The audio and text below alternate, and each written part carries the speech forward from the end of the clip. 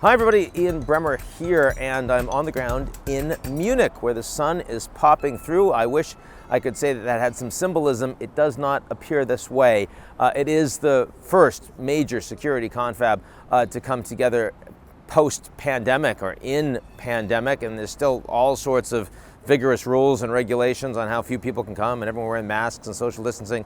But the major leaders are all arriving, and they're arriving at a time of extreme geopolitical concern.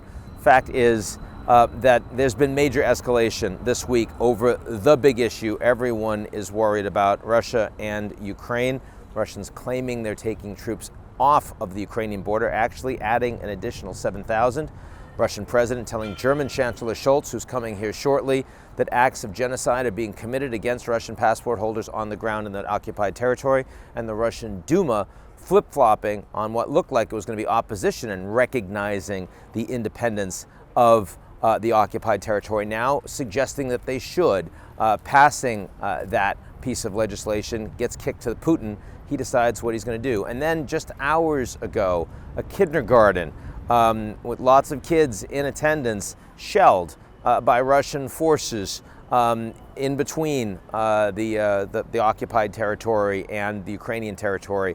Only a couple of injuries and no kids were harmed, but clearly this is the kind of act that if kids had gotten killed, Ukrainian forces would have been hard-pressed not to retaliate, and that is exactly what the Russian government is looking for, a provocation that would then justify the Russians to rip up the Minsk agreement, declare the independence of this breakaway republic, which would then request Russian military support and defense, and of course the Russians would provide it.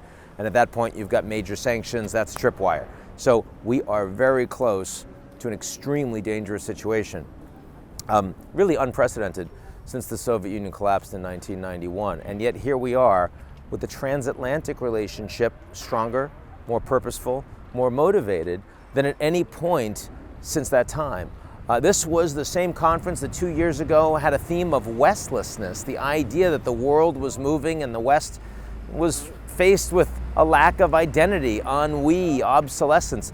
Not the case at all right now. NATO has a mission. It's very reinvigorated, and it's because everyone is deeply concerned that at this time next week, there could be military confrontation directly with Russia. I'm certainly going to be following it very closely, and you'll be hearing a lot from us here at the Munich Security Conference. Hope everyone's doing well. Let's wish for the best.